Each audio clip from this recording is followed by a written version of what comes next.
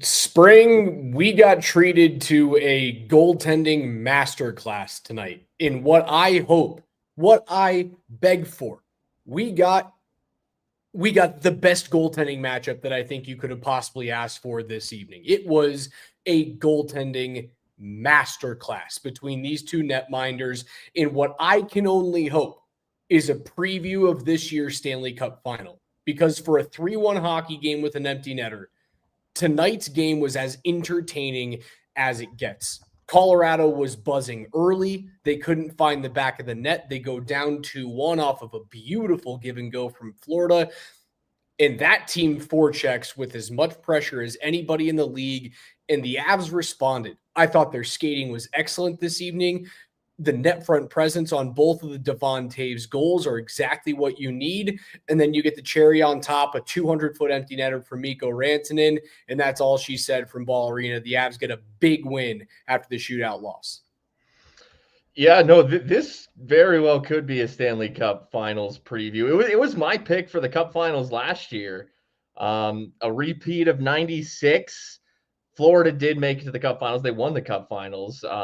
Colorado, look, they lost Valeri Nichushkin. We know that story.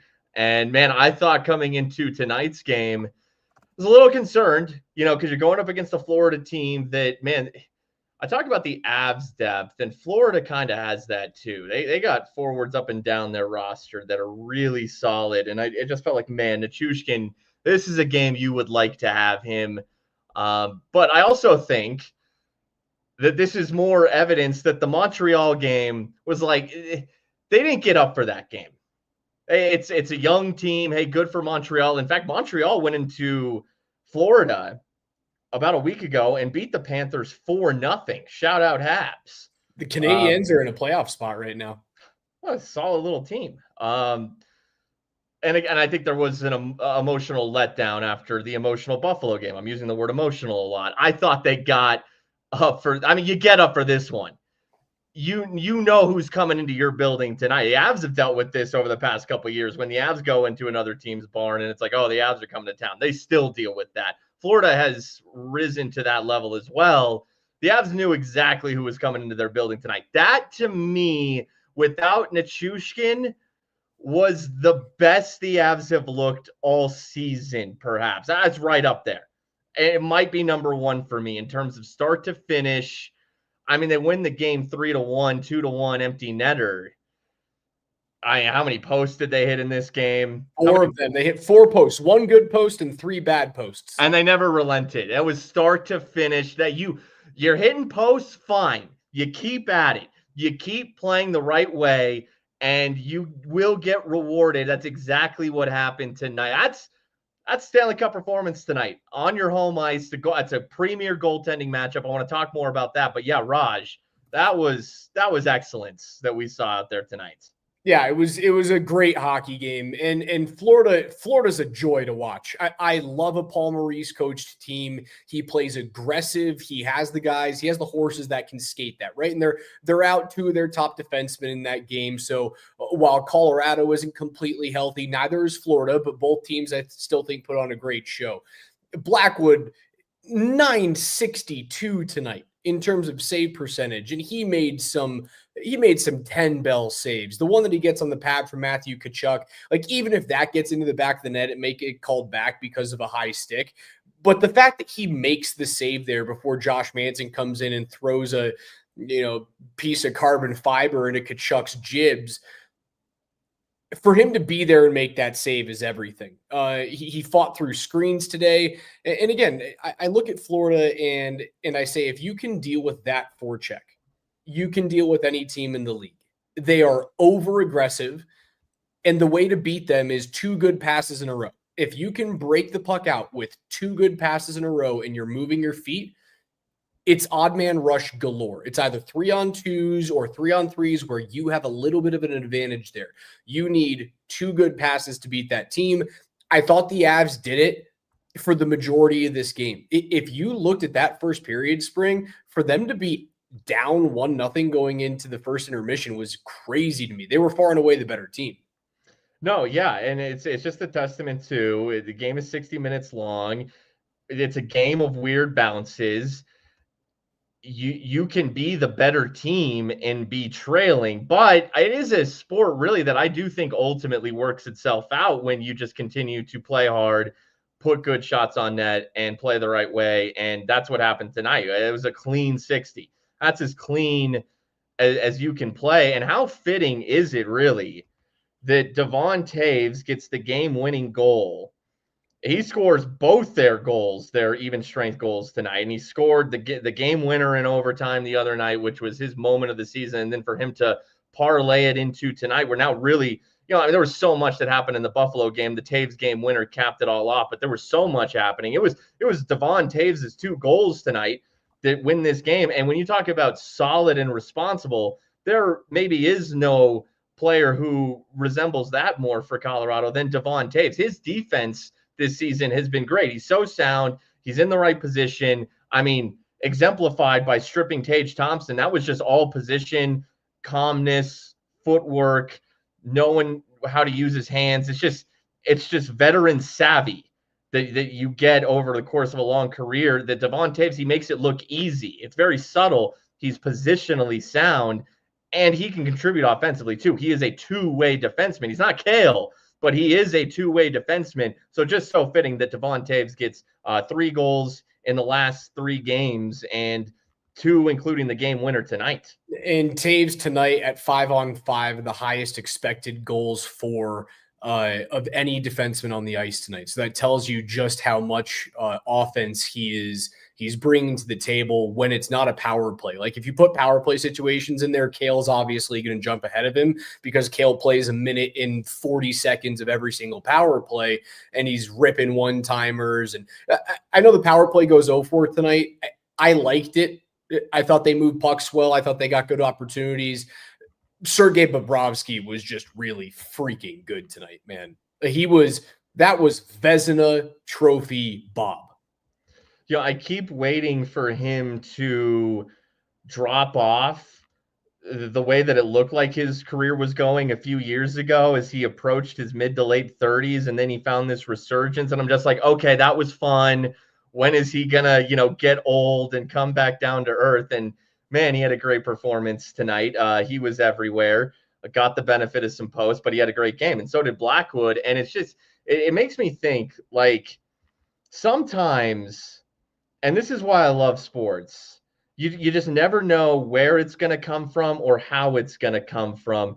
When you look at the last 3 Stanley Cup winning goaltenders, they are Darcy Kemper, Adin Hill, and Sergei Bobrovsky.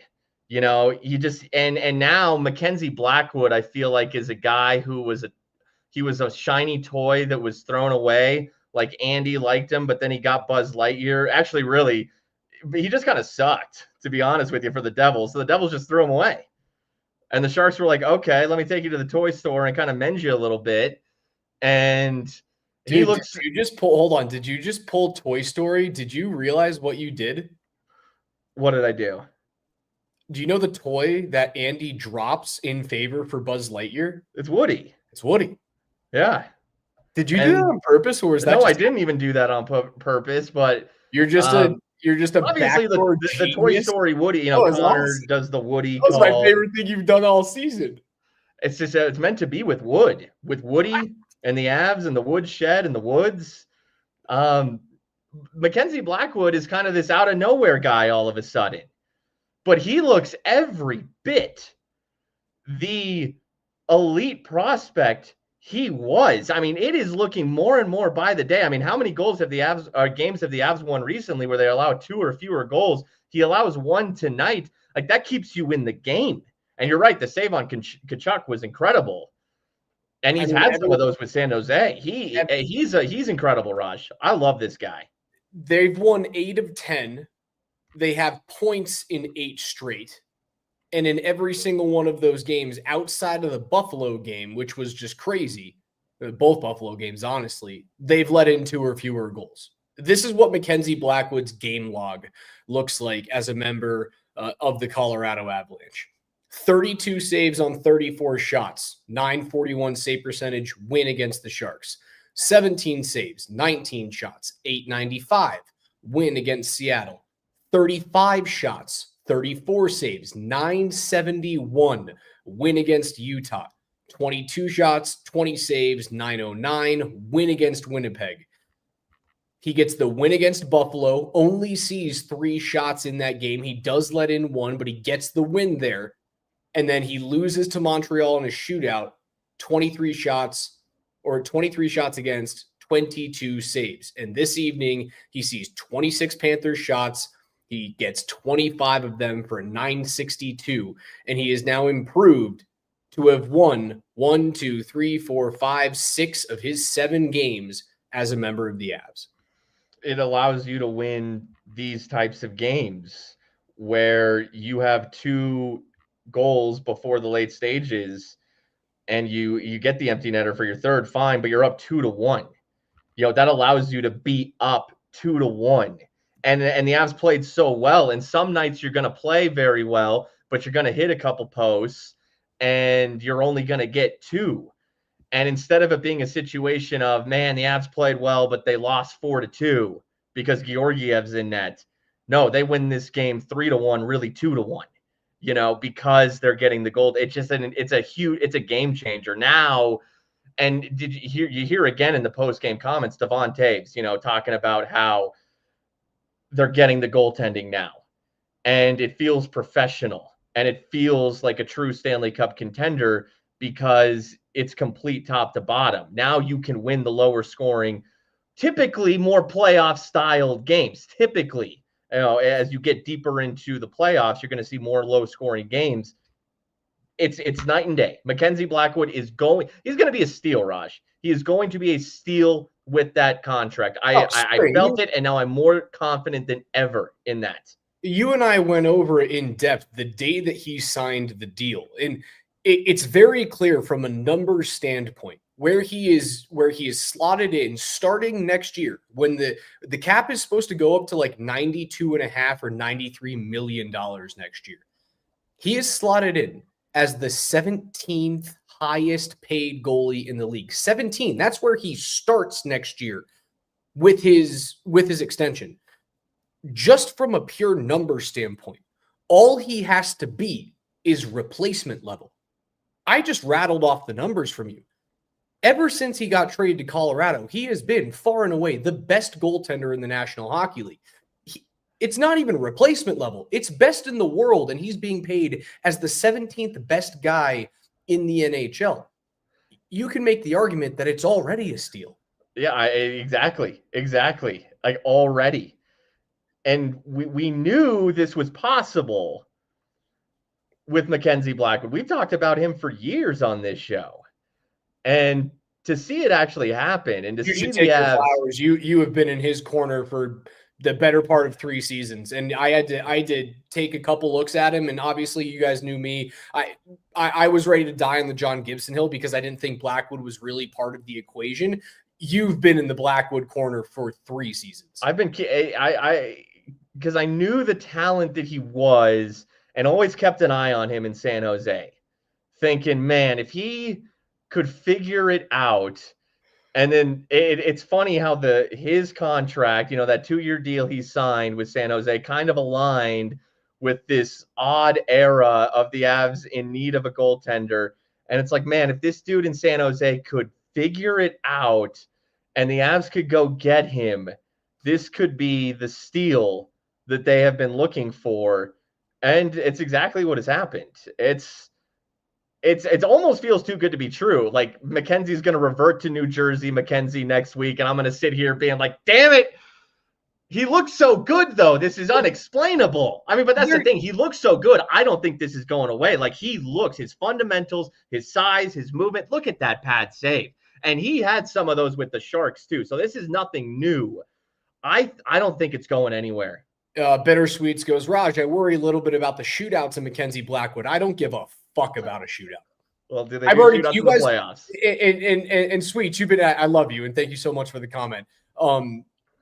You guys have listened to the show for so long that you guys know my thought on getting to overtime in the NHL. If you get to overtime and you get a point, it doesn't matter. It doesn't matter if you get the second point in that win. As long as you get a point in a given night, you're going to be a playoff team, right? Because all it means, if you get 1 point per night, you're an 82-point team.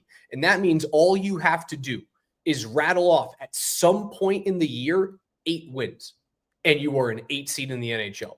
Therefore, I don't care what you'd have to do in the overtime period. You could go out there, and Mackenzie Blackwood could go into the dressing room for all I care in a shootout. Just go down, shoot on an empty net. Doesn't matter. I have my point. It's okay. Yeah, well, it's not 3-on-3 in the playoffs, and there's certainly no shootout in the playoffs. And 3-on-3 overtime in and of itself, like, it lends itself to these breakdowns that can happen. It's not real hockey. That being said, I like it for what it is. I'm glad we're beyond the days of ties. So I like the shoot. Miserable was that? Dude, nobody likes a tie. Yeah. So I like this. And look, we can't be sitting there all night in the regular season. I want a result. So I like the shootout, and I like 3-on-3 overtime as a way, they did that to try to make it end in overtime, which I feel like it is ending in overtime more nowadays than going to we got so many ties in 5-on-5 overtime for 5 minutes back in the days. So yeah, I like overtime. I like the shootout, but is any of it a true indication of what one is going to do in the playoffs? Absolutely not. Absolutely not. It is fun, and I'm okay with it. 3-on-3 is kind of, the teams feel like they've taken a little bit of the fun out of it because it is just such a possession game. And I think there's a little bit of rule changing that can legislate the take the puck out of the zone type of game. And I feel like if you just like make the center ice line a restraining line, or if you make your defensive blue line a restraining line, where if you take the puck out on your own volition, you cannot cross over that blue line. Otherwise, let's call it a defensive zone faceoff, or it's delay a game, you go down 4-on-3. I think you can find a way to legislate that out of the game. From a World Junior perspective, if you watch the U.S. Take down Finland 4-3 for their second consecutive gold medal at the World Junior Championships, 3-on-3 should be relegated to only regular season NHL games or preliminary round in international competition. It's such a travesty that those two teams had to force themselves to play 3-on-3. And that's kind of the equivalent of like the U20 championship. That's their equivalent of the Stanley Cup final. Like, imagine the Stanley Cup final being decided on 3-on-3. I wouldn't like that, but I am in your corner. It's fine during the regular season. I enjoy it. Yeah, I mean, they're a step removed from college. They'll go all night in the Frozen Four. So yeah, no, I feel you on that. I don't know. They're trying to protect the young players. It's really their lives. The double IHF is a little soft. Okay. Yeah, I feel you. No, I'm in complete agreement with you there. Hey, I want to talk about Mikko Rantanen tonight. Yet another empty net goal. He's the empty net merchant. We make fun of Nikita Kucherov. Mikko Rantanen is the empty net merchant. I believe that just broke his tie with Brandon Hagel and Mikko Rantanen for most empty net goals over the last 3 years combined. I think he just took the lead. Hey, don't pass up an empty netter. Take him every chance you can. But I wanted to bring him up because of this. Yes, it's hilarious that he scores another empty net goal. But he had a good game tonight. And so many times with Mikko, he might, have a couple assists, get the empty net goal, but I'll watch him through the full 60 and I'll think, he was okay. That's kind of, and I love Mikko. Like, when Mikko plays like he did tonight, that's the Mikko I want. And again, it's not even about scoring. It's not even about the assists sometimes with Mikko, and he's damn good, tallying the points. But you could see he was moving defensively tonight, getting in front of net, especially with Nichushkin out. Rantanen was getting in front of net, and he had a great full-length ice pass that he banked off the boards. Really nice little pool pass deep to Jonathan Drouin. And man, Drouin and McKinnon, the chemistry is back. Those two have great chemistry together for whatever reason. I mean, it's a real thing. It's amazing that their junior hockey days continue to translate because their chemistry is great. Yeah, I've noticed it. Shocker that the Mooseheads won a championship that year. And then the little dump pass from Drouin to McKinnon. And McKinnon, man, how does that wrist shot not go in? But that was Mikko's best play of the night, but he was everywhere, physical, defensively, and net front. Those are, and especially with Val out. You need more of that from Mikko, and he did it tonight. Yeah, those are the games that if you can find a way to get that consistently, and I don't know if I want him to play like that 82 times a year in the regular season, right? Because the knock on Mikko for much of Avs faithful that has been here for many years, enough years at least to have known the heydays of Peter Forsberg. It's, well, he's not as physical as Peter was. Peter was the prototypical power forward, and Mikko has more size than Peter does, right? Like he is a heavier player. He is a taller player. Why doesn't he play as physical as Peter Forsberg does? And then you look at Pete's injury history, unfortunately. Like the spleen injury keeps him out of the playoffs. The Avs won a cup regardless of not having maybe the best player in hockey at that point on their team. I know a lot of the issues were things that like doctors couldn't fix with his feet, but I bet you it's exacerbated by the fact that he played a little bit more physical style of a game. I want to see a little bit more of that out of Mikko, but I don't need to see it every single game in the regular season.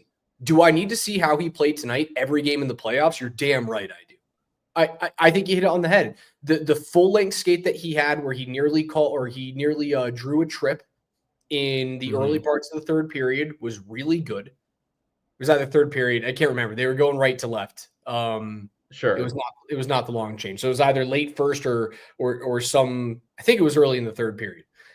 He has that.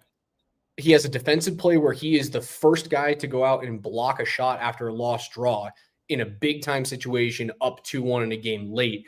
I don't think he gets a piece of it, but he gets in the shot lane. The shot goes wide. Those are little things that when you look at the contract negotiations and you go, well, how many goals did you really score this year? That's something that the Rantanen camp can then throw in the face of the Avalanche and go, but he's doing the little things. He's doing the little things, and the little things mean big money. Well, no, you make a really good point, and to reel me in a little bit, because when you bring up the Peter Forsberg comparison and a management, a game management of Mikko in the sense of, the more physical you play, the more likely you are to get hurt. And maybe there is a sense where with Mikko himself, or maybe even the team themselves, where, let Val do that. Let Lehkonen do that. Let those players be those really grindy type players. And yeah, sometimes, maybe it makes me watch Mikko and think that there's a little something left to be desired. When I'm watching, the Avs are full of guys who work their asses off. And, maybe there is a long game there with Mikko, but you're absolutely right. In the playoffs, and he's done that. He's done that in the playoffs. I don't think there's been a playoff run with Mikko. And that's really, that's where he's going to make his money. I would say that this contract, do you think that Mikko wants a stellar cup run on a national stage to add however much to that paycheck that he's going to get when he hits free agency? How many times when we talk about Mikko Rantanen's value do I throw in the points per game playoff performer stat where he is top 10 all time? I'll throw it in there. Yeah, that's something that I would bank on. That's something that I would bet on myself for with Rantanen. But the other thing is, like, we know the Avalanche kind of bring these type of negotiations to the last minute. With Mikko, it took a long time to extend him the first time around. With Gabe Landeskog, and I know you bring up the story of our buddy Peter McNabb before he passed, where we're sitting there down at Breckenridge Brewery off of Santa Fe talking about, like, are they going to get this thing done? There were mere hours before Gabe Landeskog was an unrestricted free agent. Hours. And Pete was like, no, they're going to get this thing done. The organization is comfortable going up until that deadline. Well, and then that means that they might have to deal with Mikko Rantanen having himself, putting on a freaking show. Yeah, what if he wins a Conn Smythe? Hey, he could. He plays If like he- he did tonight. If he plays like he did tonight in every single playoff game, it's much like, it's much like the Avs game tonight in and of itself. If they continue to play the way they played, the goals came. If Mikko plays the way he played tonight in the playoffs, he's gonna win a freaking Conn Smythe. That's how well he played tonight. If And he he wins didn't a even Conn score. Smythe, if he wins a Conn Smythe, then you get to look at Nate and go, I can make more than him. Am I worth more than him? No, but because the cap goes up, if you have that hardware and you have a second ring, that's something his camp can certainly do. I still think 12.5 over 8 is going to get this thing done. I just have a feeling. On the same wavelength as Mikko Rantanen, and you mentioned Jonathan Drouin. Jonathan Drouin played very well tonight. So he's awesome since he's returned. I told you he's healthy. He looks great. And Bow's out, so top power play right now has Middlestat and Drouin with the big three. And I'm curious when Val comes back. I assume Middlestat will come off. Drouin, it's interesting that Drouin's on there because look, how good has Ross Colton been on power play 1 this year? Arturi Lehkonen can play in that role as well. I love Lehkonen. He's on a long-term deal. He's part of this core, a big part of the core. But they're going with Jonathan Drouin. And all three of those dudes can play that middle role at a very high level. But the fact that they're going with Drouin and his chemistry is so good with McKinnon, they really like him. And I feel like they want him to be a part of this thing going forward. And the reason I say on the Rantanen wavelength is, they're choosing Drouin over Lehkonen and Colton right now on that top power play. They want Drouin around. When completely healthy, I think the first power play unit is McKinnon, Drouin, Makar, Rantanen, Nichushkin. Your second power play unit is Middlestat, Colton, Lehkonen, Gerard, Taves. That's my unit. Those are my ones and my twos.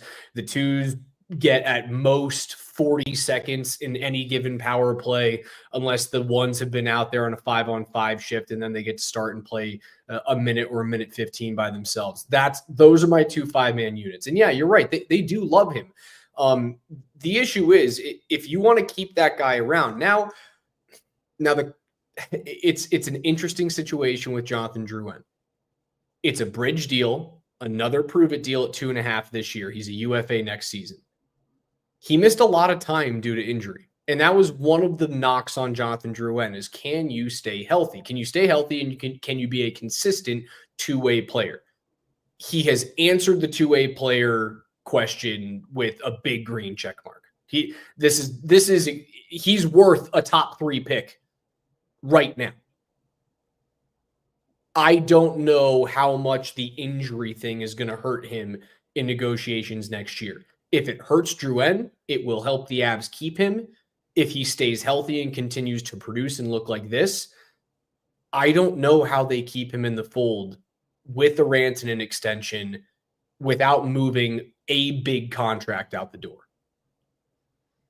Yeah, and so look, I agree. Ultimately, they get the Rantanen deal done. It is, the Landeskog comparison actually is pretty accurate. But if he were to leave, look, they're playing him. They're playing Drouin over Colton, who's been tremendous in that same role Drouin was playing on the power play, and Lehkonen. There's no reason you can't just keep Colton in that role, especially, let's just develop the continuity. Let's get every single, breath of chemistry out of this thing as we can, not just for this season, but for next season. But no, they want Jonathan Drouin out there. I'm sure they want him back, but man, if you sign Mikko Rantanen, I don't see a world where it can happen. Yeah, he's likely going to be a cap casualty. Maybe Chris McFarland can play some cap gymnastics. I have no idea. A lot of this also has to hinge on Gabe Landeskog's health and whether or not he's playing, whether or not you have those $7 million to work with. If he's done, then there's a little bit more wiggle room. Like, yeah, a lot of that money, or at least some of that money, goes to Mikko Rantanen, but you have wiggle room there. Party on Twitch asks, can they move Val next season? I don't know why the fuck they would ever move that guy. He's the best steal, dude. You know who Val to me is? He's very similar to Alex Barkov. I think Barkov's just a tick more skilled than Val, but you're getting for sure. I think it's just and he's a centerman. He'll, being able to play center is a little more versatile, no doubt about it. But it's just the slightest of ticks I think that Barkov has in skill over Rantanen, and you're getting like a 5% max less version of Barkov for $6 million. Are you kidding me? Oh, Sasha Barkov. I think 5% is way too small. These are both big left-handed shots that move, that are effective. I was concerned not having Val tonight against the Panthers team that is filled with guys like that. Barkov, Tkachuk. Dude, Alexander Barkov is he's the best defensive forward in the NHL. And he's put up seasons right there. 96 points, 88 points, 88 points, 78 points, 78 points. 5% is right there, man. He's good. He's never put up a 90-point season in his career. Well, what is the greatest amount of points that Val Nichushkin has put up in his career? Well, when's the last time he's played a truly full season? 5% is not a big enough gap. It's not a big enough gap. He's good, man. He's good. I mean, Val he's the type of player why Florida has the reason they won a cup last year. These big, grindy, skilled players. Florida is full of them. And Val plays that way, and at the clip of he is. Don't get me wrong. We're just responding to the comment of trade Val. It's no. Oh yeah. I get it. Barkov is a great player. He is so freaking good, dude. I've been saying it all season long. Val, that's how underrated I feel Val is. And that's the type of team that this Avalanche team is, that they can be without a player like that tonight. And I was concerned about it coming into the game, and they can still grind. So when they are fully healthy, and Casey Middlestat is their fourth line center, it's going to be tough. I don't see a team better than the Avs in the league. I really don't. Yeah, if they're healthy and if they have goaltending, you're right back in 2022 territory where you walk into every building, every matchup, and throw it on the table and go, yeah, I dare you to show something better than that. I dare you. And that's what they did in 2022. That's what they did when they rattled off 16-4 in 2 sweeps, and they ran through the Edmonton Oilers in the West Final. That's who they are right now. When they are healthy and when they have goaltending, that is who they are. They are a terrifying hockey team to play against. And I think Paul Maurice, I haven't heard his post-game comments. I think I'm going to go look back before tomorrow morning's show and see what he has to say. I would be shocked if Paul Maurice isn't very, very complimentary of his opponent tonight. Can we talk about Juuso Parssinen? Juuso Parssinen gets his first Avalanche assist. He looked good tonight on the game-winning Devon Toews goal. He damn near tipped it in, but actually didn't get a stick on it as Parssinen cut in front of net. Goal goes to Toews. He did he got in that power play that the Avs had before the Toews goal. When there was a couple of subs that came on, McKinnon and Rantanen stayed out there. They were out there for an extended power play. Parssinen was one of the players who came in. I had seen on Twitter a highlight of Parssinen with the Predators. The overtime winner? What was that? Was it the overtime winner? I think it was a goal. I think it went in. Either way, it was a move where he went between the legs and shot it. It was okay. Dude, this dude can go between the legs, top shelf. That is some skill. He did that in the NHL, not in some other league. If you are able to pull that off in the NHL and you are 23 years old, this kid's got some skill. Yeah, he can move. I thought he was really solid in the corners in terms of puck protection, reestablishing cycles this evening. I'd like to see him more on the PK. I haven't really noticed him if he's played a lot of penalty kill minutes. I would assume he's getting mixed in there. If I look at the box score, let's see where the Avs box score has their PK time. Did he play any penalty kill time? I'm not entirely sure. I'll have to take a look at that a little bit later. Hold on, I might be able to tell you right here. He did not. Okay, I would like to know if he can add that to his game. I think that would make him more valuable to me. I liked him more than I liked Oscar Lawson in the last game, and I noticed Parsonen more tonight than I did against Montreal. And that's a good thing, right? Because I would rather notice you against a better team than you kind of, go a little ghosty against Montreal. I'd be okay with that. But if I notice you against the Panthers, that's solid. And Champ says puts a great comment in here. Fellhaber looked really good too. He was active, really good. Yeah, he shot one through a screen that gave Bobrovsky some trouble. So the Avs continue to cycle through these different fourth line options while like Ivan is out. We haven't talked much about how Ivan is out, and we haven't really had to because the top six has been playing so well, and that third line of Kelly, O'Connor, and Kiviranta has been playing so well that really the fourth line has just had to be not stupid. Just don't make dumb mistakes. Just check and play solid when you're in the game. And if you can get any added skill like a Parsonen is showing, there's kind of auditions right now for when Ivan gets back, who sticks around right now. Parsonen, leader in the clubhouse. Without a doubt. And I see all the questions asking, hey, if you guys were CMAC, what contract would you move to keep those guys in place, whether it is to keep a Drouin here in Colorado, or what contract would you move to make sure that Mikko could sign a deal between 13 million and 14 million? And I keep looking up and down the roster and I go, well, I'd try and see if I could strip as much money away from the bottom six as possible. But look at the bottom six, Spring. The only guy making north of $1 million in the bottom six tonight is Logan O'Connor. Kiviranta, 775. Fellhaber, 775. Parsonen, 775. Enola, 870. Kelly, 825. There's only pennies to shave there.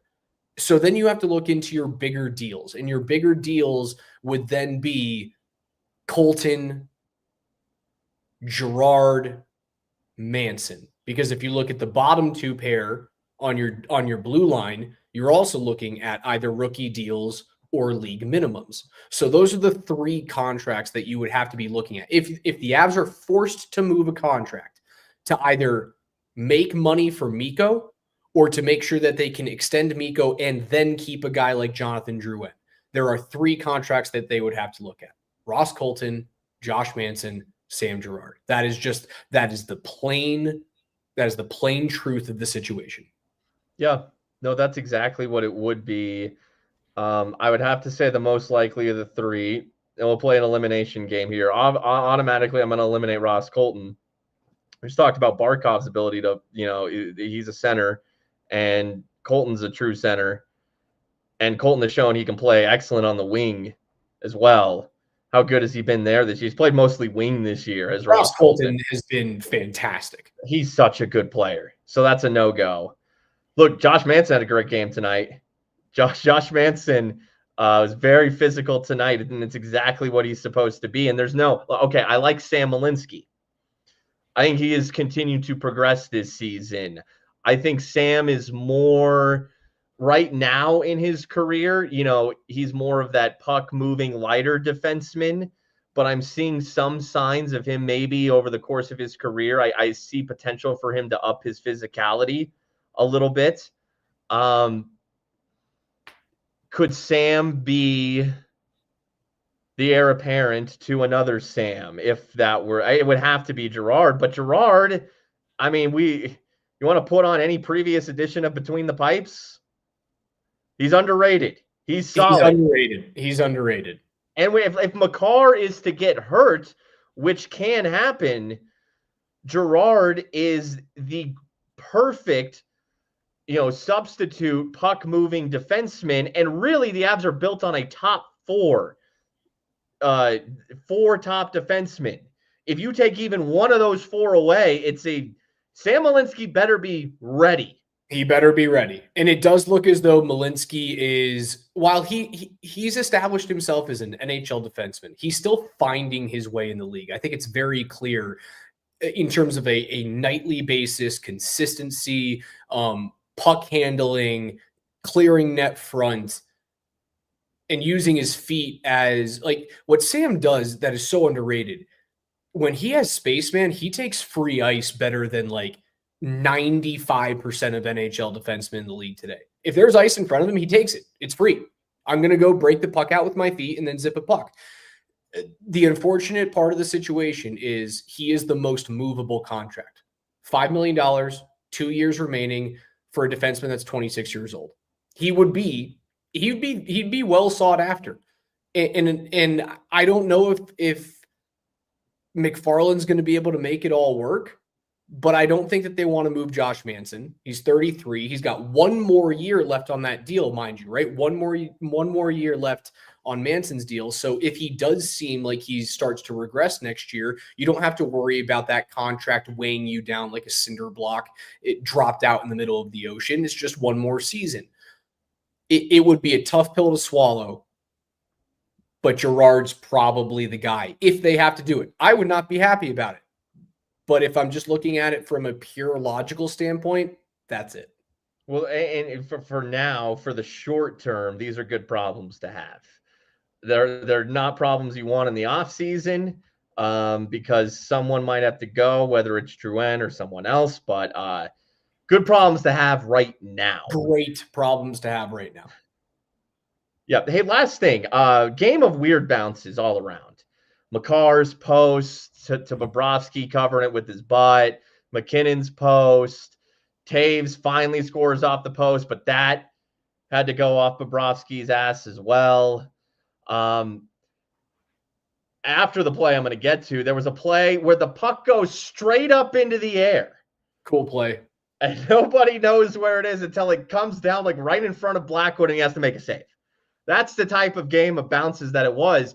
And just before that weird play, there was a delay of game called on Logan O'Connor for, a puck that he gets on a pass around the boards that he almost jams on the boards themselves and then shoots out of play. The Avs have to go on the kill. They kill it off.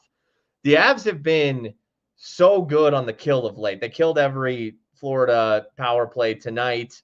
They had a long streak going that ended a couple games ago, but they've gotten right back on track. The kill has been great. Impressive to see even without Nichushkin, who is their best forward killer.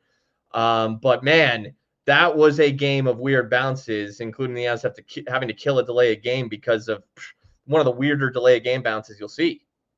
Yeah, Avs were solid tonight on the PK. Super solid tonight, as they have been. Let's look through those PK stats over the last few games. Power play opportunities for Montreal last game, 3. They went 3 for 3. Buffalo did score 2 goals on 3 power play opportunities, but prior to that, they go 2 for 3 on the kill against Utah, 1 for 1 against Seattle, 5 for 5 Anaheim, 4 for 4 San Jose, 2 for 2 Vancouver.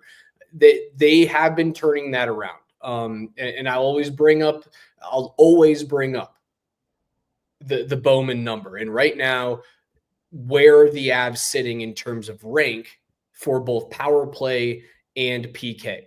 For power play percentage, Colorado sits right now at number 11 at 23.6. And for PK, I think they're probably right in the middle of the league, a little less than middle of the league. They're at 23 at 77%.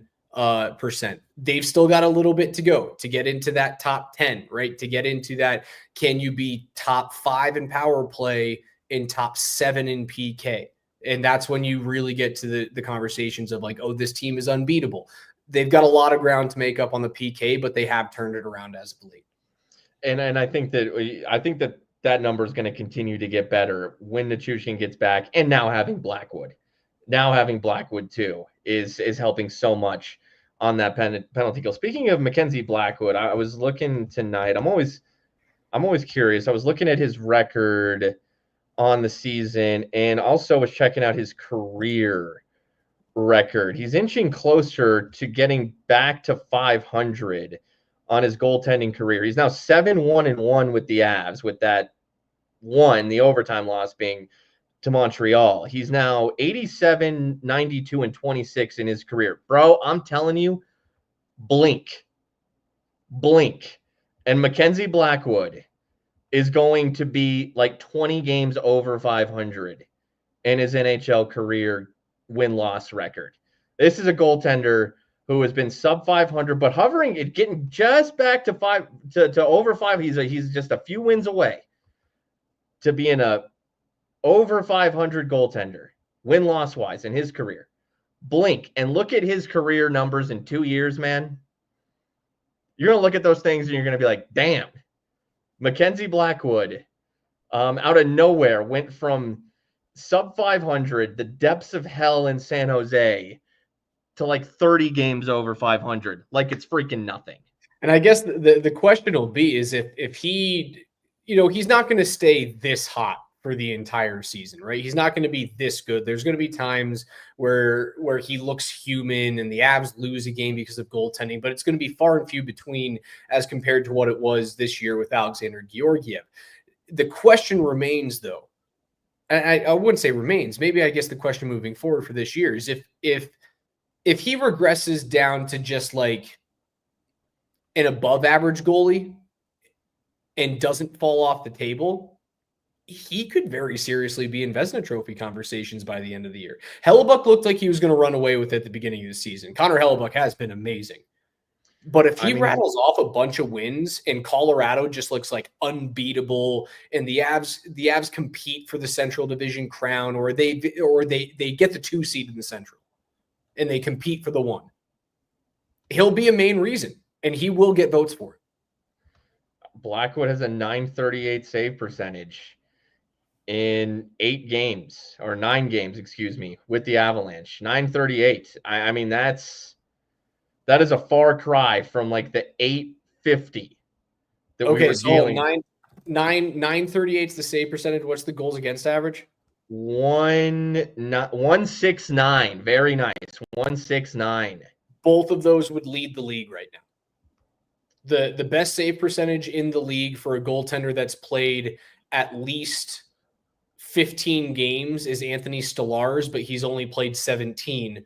Hellebuck has played 32 games. He's 24-6 with a .926 save percentage. For goals against average, he also leads the league. He's a .209 for goalies that have played around as many games as he have. Let's call it, 25 starts or 20 starts. He's led the league since the beginning of the season. But if you take Mackenzie Blackwood's only Avalanche starts, he's the second best goalie in the league. Georgiev's career save percentage is .906. Blackwood's career save percentage is .906. We're about to watch 2 different line graphs occur here. 100%. Okay? Ships passing in the night, baby. That's what we're about to see happen here. And yeah, look, you never know where you are going to get a breakout star performance run from. Who had Bobrovsky rising from the dead and leading Florida to a cup? Who had Aiden Hill, coming into his own and leading Vegas to a cup? Who had this time last year Mackenzie Blackwood coming into his own? And then we'll see how the rest of this story unfolds. Ben asks, did you guys talk middle stat power play? Yeah, we did talk middle stat and power play in where we see both of those 5-man units shaking out when everyone is healthy. I thought the power play was fine tonight. I know they go 0-4, but I thought that they created grade A opportunities. I just thought that Sergei Bobrovsky was excellent. He also asked the question, who plays in net on the back-to-back spring? Who would you rather see as the Avs go into a back-to-back Wednesday, Thursday at Chicago, at Minnesota? Well, they have 2 options here. They can do what Winnipeg did when the Jets played the night before New Year's Eve and then came to Denver, and they play. I think it was Nashville that they played the game before. Guarantee your points. Yeah, so they put Hellebuck against Nashville to be like, and on the first leg too, when the legs were fresher, and said, let's make sure we get 2 points, and it worked for Winnipeg. So the Avs could go Blackwood against Chicago, better ensure themselves 2 points. They could do what Winnipeg was scared to do, and that's test themselves.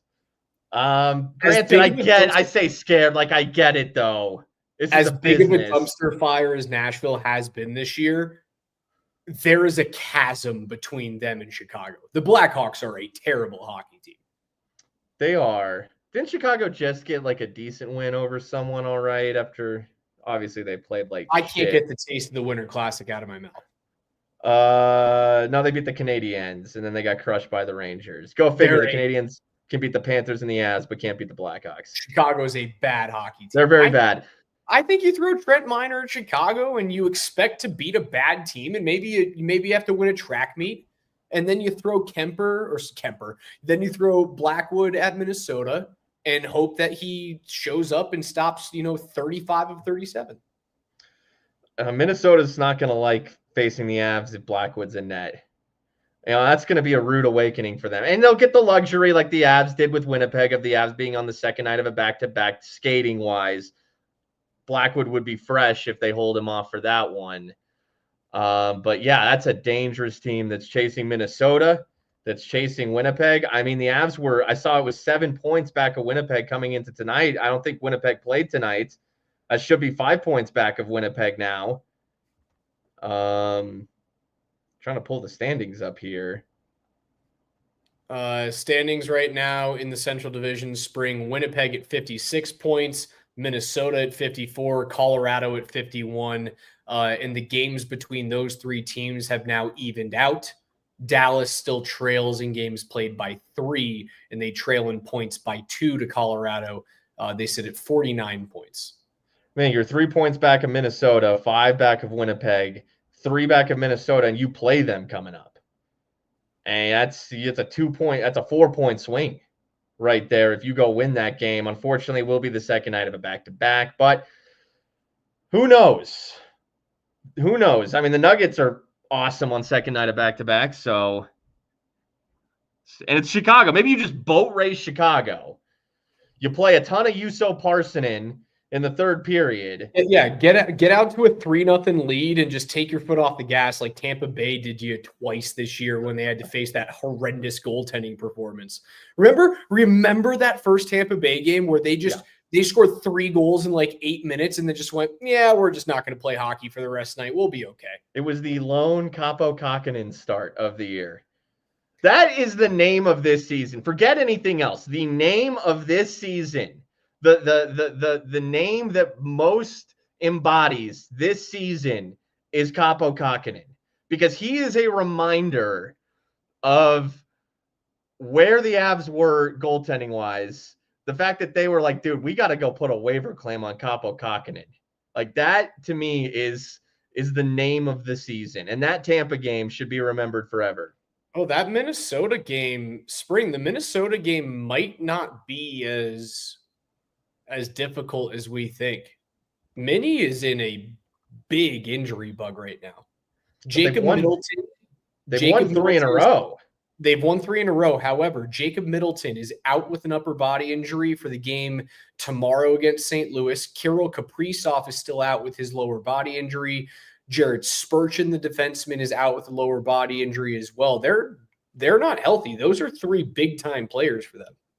And then they are due to come back down to earth. And, you can only withstand the injury woes so long. They just went into Carolina and won 4-0. That is an impressive win, especially undermanned. Billy Guerin pulling the strings. What was that? Is Billy Guerin pulling the right strings finally? Yeah, apparently. Philip Gustafson, you need the good goaltending. He's been very good this season. You got to have the goaltending, and, the Avs have it now.